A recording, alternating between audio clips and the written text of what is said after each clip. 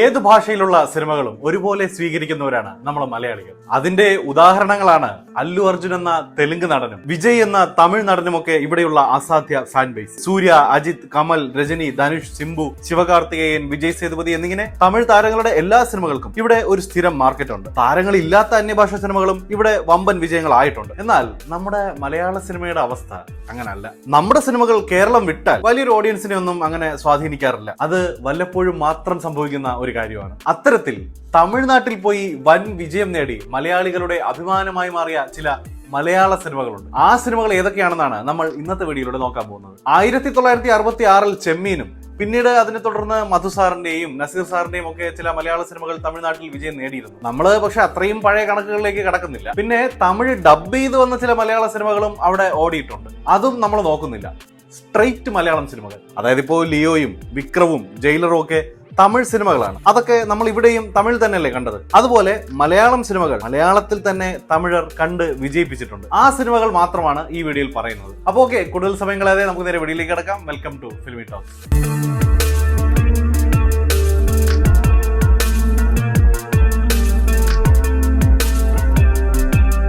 1982 P Damodaran മാഷിന്റെ സ്ക്രിപ്റ്റിൽ IV Sasi സംവിധാനം ചെയ്ത ചിത്രം ഈ നാട്.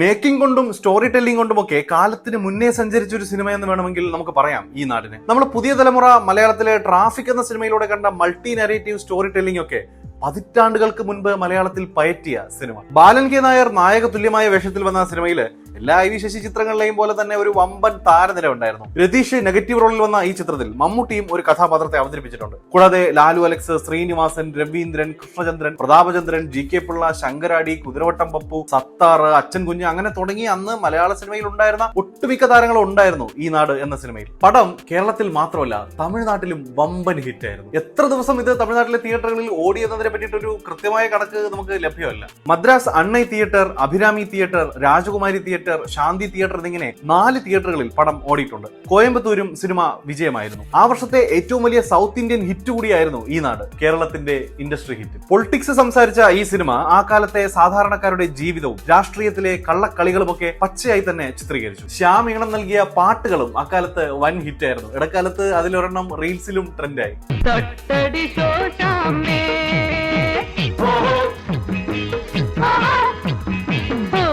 മമ്മൂക്ക തുടർ പരാജയങ്ങളിൽപ്പെട്ട് ആകെ തകർന്നു നിൽക്കുന്ന സമയം. മലയാള സിനിമയിൽ മമ്മൂട്ടി എന്ന നടന് ഇനിയൊരു തിരിച്ചുവരവില്ല എന്ന് പലരും വിധിയെഴുതി. അങ്ങനെ ഇരിക്കുന്ന ആ ഒരു സമയത്താണ് ജോഷിയുടെ സംവിധാനത്തിൽ ഒരു മമ്മൂട്ടി ചിത്രം തിയേറ്ററുകളിലേക്ക് എത്തുന്നത്.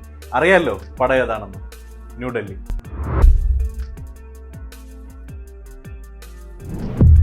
ഡെന്നിസ് ജോസഫിന്റെ സ്ക്രിപ്റ്റിൽ വന്ന പടം മമ്മൂട്ടി എന്ന നടനെ വീണ്ടും താരസിംഹാസനത്തിൽ പ്രതിഷ്ഠിച്ചു. ആ വമ്പൻ വിജയം കേരളത്തിൽ മാത്രമല്ല സൗത്ത് ഇന്ത്യയൊട്ടാകെ തരംഗം തീർത്തു. തകർന്നു നിൽക്കുന്ന മമ്മൂട്ടിയെ തിരികെ കൊണ്ടുവരണമെന്ന ഉദ്ദേശത്തോടു കൂടി തന്നെ ഉണ്ടായ സിനിമ. അതുകൊണ്ട് തന്നെ സ്ക്രിപ്റ്റ് പലതവണ മാറ്റി എഴുതിയിട്ടും തൃപ്തി വരാതെ ഡെന്നിസ് ജോസഫ് ഷൂട്ടിംഗ് സെറ്റിലിരുന്ന് അന്നന്ന് ഷൂട്ട് ചെയ്യേണ്ട സീൻസ് അപ്പോൾ എഴുതി ഷൂട്ട് ചെയ്ത പടം. ജോഷി എന്ന മാസ്റ്റർ ഫിലിം മേക്കർ വെറും 22 ദിവസം കൊണ്ട് ഷൂട്ട് ചെയ്ത് തീർത്ത സംഭവ ബഹുലമായ പടം. ഇതില് സത്യരാജ് ആയിരുന്നു ആദ്യം വിഷ്ണു എന്ന കഥാപാത്രത്തെ അവതരിപ്പിക്കാനിരുന്നത്. പിന്നീട് അത് ത്യാഗരാജനിലേക്ക് എത്തി.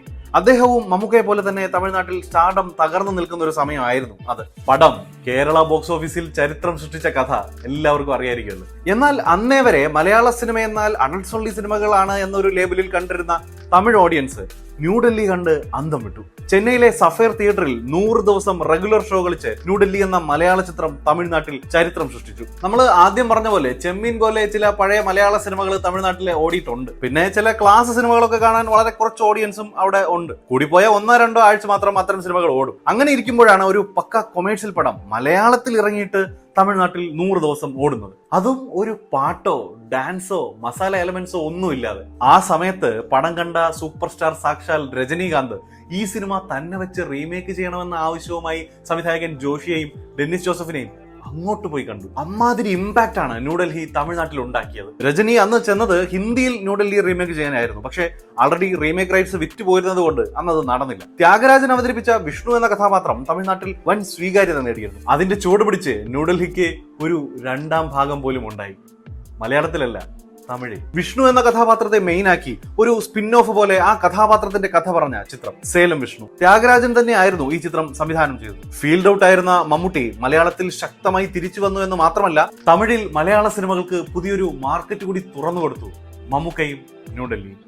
20-ാം നൂറ്റാണ്ട് എന്ന ചിത്രത്തിന്റെ വമ്പൻ വിജയത്തിന് ശേഷം അലി ഇമ്രാൻ എന്നൊരു പോലീസ് ഓഫീസറിന്റെ കഥയുമായി മമ്മൂക്കയെ കാണാൻ എത്തിയതാണ് കെ മധു, തിരക്കഥാകൃത്ത് എസ് എൻ സ്വാമി. പിന്നീട് മമ്മൂക്കയുടെ നിർദ്ദേശപ്രകാരം അലി ഇമ്രാൻ എന്ന പേര് മാറ്റിയിട്ട് ആ കഥാപാത്രത്തെ ഒരു ബ്രാഹ്മണനാക്കി സേതുരാമയ്യർ എന്ന് പേരുമിട്ടു. അതായത് കഥയൊക്കെ പഴയതുപോലെ അവർ പ്ലാൻ ചെയ്ത് തന്നെ, പക്ഷെ കഥാപാത്രം മാത്രം മാറി. ആ സമയത്ത് കേരളത്തിൽ സജീവ ചർച്ചയായിരുന്ന പൊളക്കുളം കൊലപാതക കേസും ആ അന്വേഷണം CBI ഏറ്റെടുത്തതിനെയും ഒക്കെ ബേസ് ചെയ്ത് എസ് എൻ സ്വാമി തിരക്കഥയൊരുക്കിയ ചിത്രം ഒരു CBI ഡയറി കുറിപ്പ്.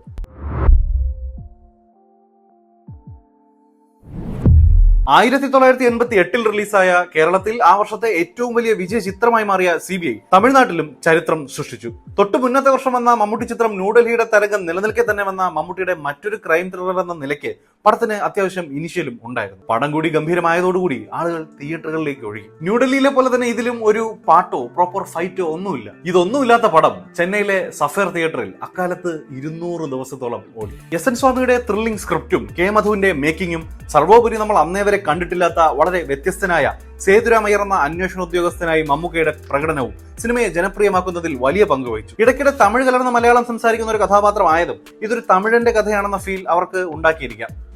എന്നാ കമലം, എന്നാ പ്രോബ്ലം സൊല്ലേ? Give to him. ഒരു മിനിറ്റ് വീട്ടിൽ നിന്ന്. പടം തുടങ്ങിയിട്ട് ഏകദേശം 3/4 മണിക്കൂറിന് ശേഷമാണ് സിനിമയിൽ മമ്മൂക്കയുടെ എൻട്രി തന്നെ. അതുവരെ തീരെ പരിചിതരല്ലാത്ത മലയാളം നടീനടന്മാരെ തമിഴ്നാട്ടിലുള്ളവർ കണ്ടിരിക്കുക എന്ന് പറഞ്ഞാല് അതാണ് ആ സ്ക്രിപ്റ്റിന്റെ വിജയം. പിന്നെ ശ്യാം ഒരുക്കിയ ആ iconic BGM. Mr. Sedu, you are deputed for the inquiry of the Omanas case. Thank you sir. Mr. Seduramaiyer. തമിഴ്നാട്ടിൽ ന്യൂഡൽഹിയേക്കാൾ വലിയൊരു വിജയമായി അങ്ങനെ 1988 CBI ഡയറി കുറിപ്പ് മാറി.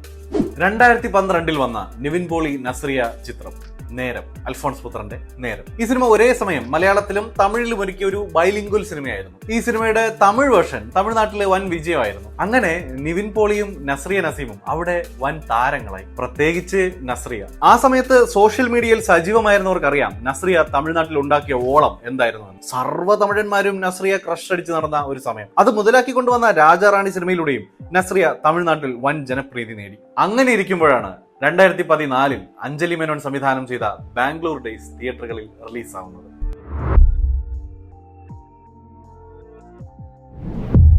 ഓൾറെഡി നേരത്തിലൂടെ സുപരിചിതനായ നിവിൻ പോളിയും നസ്രിയയും ഒക്കെ ഉണ്ട്, പിന്നെ ദുൽഖറും. അങ്ങനെ പടം കണ്ട തമിഴ് ഓഡിയൻസിനൊക്കെ പടം പിടിച്ചു. പടവും നൈസ് ആയിരുന്നല്ലോ. അങ്ങനെ ബാംഗ്ലൂർ ഡേയ്സ് തമിഴ്നാട്ടിൽ നിന്ന് 1 കോടി കളക്ഷൻ നേടുന്ന ആദ്യ മലയാള ചിത്രമായി മാറി. ശരിക്കും പറഞ്ഞാല് നമ്മൾ ഈ വീഡിയോയിൽ പറഞ്ഞിട്ടുള്ള ഇനി പറയാൻ പോകുന്ന മറ്റ് സിനിമകളെ പോലെ തമിഴ്നാട്ടിലെ തിയേറ്ററുകളിൽ ഒരു വൻ തരംഗമായി മാറിയ ഒരു സിനിമയൊന്നും ആയിരുന്നില്ല ബാംഗ്ലൂർ ഡേയ്സ്. സിറ്റി ഏരിയാസിലും A ക്ലാസ് തിയേറ്ററുകളിലും ഒക്കെയാണ് പടം ഓടിയത്. പിന്നെ ടിക്കറ്റ് റേറ്റിലെ വർധനവ് കാരണം മറ്റ് സിനിമകളുടെ അത്രയൊന്നും ഫുട്ഫോൾ ഇല്ലായിരുന്നിട്ടും പടം 1 കോടി കളക്ഷൻ നേടി. അതൊരു അച്ചീവ്മെന്റ് അല്ലേ, അത് നമുക്ക് പറയാതെ പോകാൻ പറ്റില്ലല്ലോ. DVD റിലീസിന് ശേഷമാണ് ശരിക്കും ബാംഗ്ലൂർ ഡേയ്സ് തമിഴ്നാട്ടിലും ആന്ധ്രയിലും ഒക്കെ ഒരു തരംഗമായി മാറുന്നത്. ഒരുവിധപ്പെട്ട യൂത്ത് ഒക്കെ പടം കണ്ടു.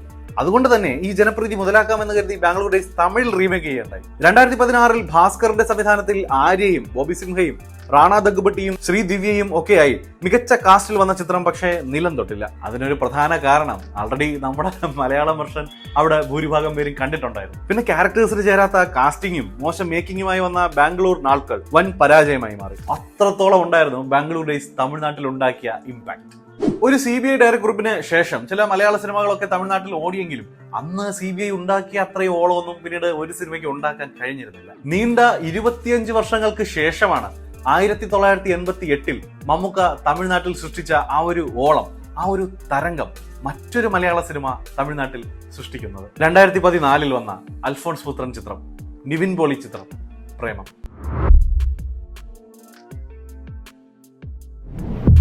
പ്രേമം തമിഴ്നാട്ടിൽ ഉണ്ടാക്കിയ ഓളമാണ് മക്കളെ ഓളം. കേരളത്തില് ഏത് ലെവൽ ക്രേസ് ഉണ്ടാക്കിയോ അതേ ലെവലിൽ തന്നെ തമിഴ്നാട്ടിലെ യുവാക്കളും പടം ആഘോഷമാക്കി. 300 ദിവസത്തോളം, അതായത് 1 വർഷം അടുപ്പിച്ച് പടം തമിഴ്നാട്ടിലെ തിയേറ്ററുകളിൽ ഓടി. ചെന്നൈയിൽ എസ്കേപ്പ് സിനിമാസിലും മായാജാലിലുമാണ് പ്രേമം സ്ക്രീൻ ചെയ്തിരുന്നത്. അത് പോരാഞ്ഞിട്ട് പല പ്രാവശ്യം സിനിമ പല സെന്ററുകളിലും റീ റിലീസ് ചെയ്ത് നിറഞ്ഞ സദസ്സുകളിൽ പ്രദർശിപ്പിച്ചു. വ്യാജ പ്രിന്റ് ഇറങ്ങിയിട്ട് ഇവിടെ പലരും അതും കണ്ടുകൊണ്ടിരുന്ന ഒരു നേരത്താണ് തമിഴ്നാട്ടിലെ ഈ ചരിത്ര വിജയം എന്ന് ഓർക്കണം. തമിഴ്നാട്ടിൽ ആദ്യമായി 2 കോടി രൂപയിലധികം കളക്ഷൻ നേടുന്ന മലയാള ചിത്രമായി അങ്ങനെ പ്രേമം മാറി. പ്രേമത്തിലും ഉണ്ടായിരുന്നു ഒരു തമിഴ് ചായ്വ്. സിനിമയിലെ നായിക മലർ ഒരു തമിഴ് പൊണ്ണായിരുന്നല്ലോ. കുറെ ഡയലോഗുകളൊക്കെ തമിഴ് മലയാളം മിക്സ് ആയിരുന്നു. പിന്നെ ഗംഭീര പാട്ടുകൾ, എല്ലാത്തിലുപരി പടം കിടുവായിരുന്നു. ആൾറെഡി നേരം എന്ന ബൈലിംഗൽ ചിത്രത്തിലൂടെ നിവിൻ പോളി അവിടുത്തുകാർക്ക് സുപരിചിതനായിരുന്നു. നാളെ ഏക്കുണർ എന്ന റിയാലിറ്റി ഷോയിലൂടെ അൽഫോൺസ് പുത്രനും യുവാക്കൾക്കിടയിൽ അറിയപ്പെടുന്ന ഒരാളായിരുന്നു. പ്രേമത്തിന്റെ വൻ വിജയത്തിന് ശേഷം നിവിൻ പോളി സ്ട്രേറ്റ് തമിഴ് സിനിമയിലൂടെ തമിഴ് ഇൻഡസ്ട്രിയിൽ ഒരു കൈ നോക്കാൻ ഇറങ്ങിയെങ്കിലും റിച്ചി എന്ന ആ ഉദ്യമം വൻ പാളലായിപ്പോയി. അതൊരു നല്ല സിനിമ ആയിരുന്നെങ്കിൽ തമിഴ്നാട്ടിൽ നിവിന്റെ സ്റ്റാർഡം വേറെ റേഞ്ചിൽ പോയേനെ. 2015 അതായത് 9 വർഷങ്ങൾക്ക് മുൻപ് റിലീസായ പടം ഇപ്പോഴും തമിഴ്നാട്ടിൽ നിറഞ്ഞ സദസ്സുകളിൽ റീ റിലീസ് ചെയ്ത് പ്രദർശിപ്പിക്കുന്നുണ്ട്. ഒരു മിനിറ്റ്, 9 വർഷം? ദൈവമേ, പ്രേമം റിലീസായിട്ട് 9 വർഷം. നമ്മളൊക്കെ അമ്മാവന്മാരായി. പ്രേമത്തിന് ശേഷം പുലിമുരുകൻ, ലൂസിഫർ, കുറുപ്പ്, 2018 പോലുള്ള സിനിമകൾ തമിഴ്നാട്ടിൽ വിജയം നേടിയെങ്കിലും അതൊക്കെ തമിഴ് ഡബ് വേർഷൻ കൂടി കൂട്ടിയിട്ടാണ്. ഹൃദയം പോലുള്ള ചില സിനിമകൾ സിറ്റി ഏരിയാസിലും എ ക്ലാസ് തിയേറ്ററുകളിലുമൊക്കെ അത്യാവശ്യം ഓടിയിരുന്നെങ്കിലും പ്രേമത്തിന് ശേഷം സ്ട്രൈറ്റ് ഒരു മലയാളം പടം മലയാളത്തിൽ തന്നെ ഓടി തമിഴ്നാട്ടിൽ ചരിത്രം സൃഷ്ടിക്കുന്നത് കഴിഞ്ഞ മാസം റിലീസായ നമ്മുടെ മഞ്ഞുമൽ ബോയ്സ്, അവരുടെ മഞ്ജുമോൾ ബോയ്സ്.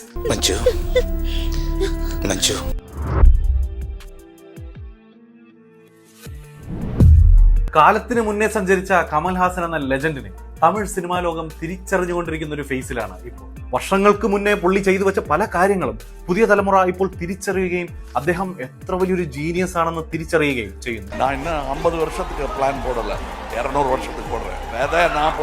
അങ്ങനെ ഇരിക്കുന്ന സമയത്ത് അദ്ദേഹത്തിന്റെ ഗുണ എന്ന സിനിമയും കൺമണി അൻപോട് എന്ന പാട്ടും രണ്ടിനെയും പ്രധാന കഥാപാത്രങ്ങളാക്കി തന്നെ ഒരു സിനിമയിൽ കൊണ്ടുവന്നാൽ തമിഴര് എങ്ങനെ അത് കണ്ടില്ല എന്നടിക്കും. മലയാളത്തില് മികച്ച റിവ്യൂസ് നേടിക്കൊണ്ടിരുന്ന ആ ഒരു സമയത്താണ് കമൽഹാസൻ ഈ സിനിമ കാണുന്നതും മഞ്ഞുമൽ ടീമിനെ നേരിട്ട് മീറ്റ് ചെയ്യുന്നത്. ആ മീറ്റിംഗ് മഞ്ഞുമലിന്റെ തലവര മാറ്റിക്കുറിച്ചു എന്ന് വേണമെങ്കിൽ പറയാം. I like the film very much.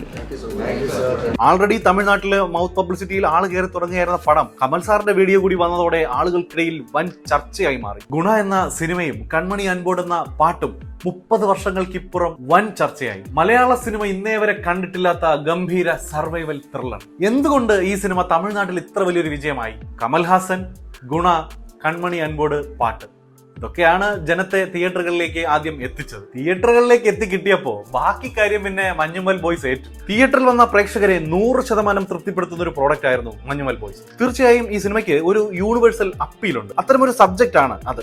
പിന്നെ മലയാള സിനിമയാണെങ്കിലും കഥ നടക്കുന്നത് തമിഴ്നാട്ടിലെ കൊടൈക്കനാലിലാണ്. സംഭാഷണങ്ങളും കൂടുതലും തമിഴിൽ തന്നെയാണ്. അതുകൊണ്ട് അവർക്ക് മനസ്സിലാക്കാനും വലിയ ബുദ്ധിമുട്ടൊന്നുമില്ല. ജയമോഹനെ പോലൊരു എഴുത്തുകാരൻ ഈ സിനിമയെ വിമർശിച്ചപ്പോ അദ്ദേഹത്തിനെതിരെ വന്ന അറ്റാക്കുകൾ കണ്ടാൽ തന്നെ നമുക്ക് മനസ്സിലാക്കാം പടം തമിഴ്നാട്ടിൽ നേടിയ ജനപ്രീതി എത്രത്തോളം ഉണ്ടെന്ന്. ഇപ്പോഴും റിപ്പീറ്റ് ഓഡിയൻസിന്റെ തിരക്കാണ് സിനിമയ്ക്ക് കേരളത്തിലും തമിഴ്നാട്ടിലും. ഇന്ന് ഈ വീഡിയോ ചെയ്യുന്ന സമയം മഞ്ഞുമൽ ബോയ്സ് എന്ന സിനിമ 150 കോടി കളക്ഷൻ പിന്നിട്ട് മലയാള സിനിമയിലെ ഏറ്റവും കൂടുതൽ കളക്ഷൻ നേടിയ 2ാമത്തെ ചിത്രമായി മാറിക്കഴിഞ്ഞിട്ടുണ്ട്. നിങ്ങൾ ഈ വീഡിയോ കാണുമ്പോഴേക്കും പടം മലയാളത്തിലെ നമ്പർ 1 കളക്ഷൻ നേടിയ സിനിമയായിട്ട് മാറിയിട്ടുണ്ടായിരിക്കും. അപ്പൊ ഇതൊക്കെയാണ് മലയാള സിനിമയായി തന്നെ റിലീസായി തമിഴ്നാട്ടിൽ ചരിത്രം സൃഷ്ടിച്ച മലയാള സിനിമകൾ. നമ്മൾ നേരത്തെ പറഞ്ഞ പോലെ തമിഴ് ഡബ്ബോട് കൂട്ടിയിട്ടാണെങ്കിൽ ഇനിയും ഒരുപാട് സിനിമകളുണ്ട് കേട്ടോ. പ്രത്യേകിച്ച് മൈ ഡിയർ കുട്ടിച്ചാത്തനൊക്കെയാണ് അങ്ങനെ നോക്കുകയാണെങ്കിൽ ഏറ്റവും വലിയ ഹിറ്റ്. ഇനി അങ്ങനെയുള്ള സിനിമകളെ കുറിച്ച് കൂടി ഒരു വീഡിയോ വേണമെന്നുണ്ടെങ്കിൽ അത് താഴെ കമന്റിൽ പറയുക. ഇനി ഞാൻ ഈ പറഞ്ഞ ലിസ്റ്റിൽ ഏതെങ്കിലും സിനിമകൾ വിട്ടുപോയിട്ടുണ്ടെങ്കിൽ അതും താഴെ കമന്റിൽ പറയുക. അപ്പോൾ മറ്റൊരു ഇൻട്രസ്റ്റിംഗ് വീഡിയോ വീണ്ടും വരാം. Okay, by.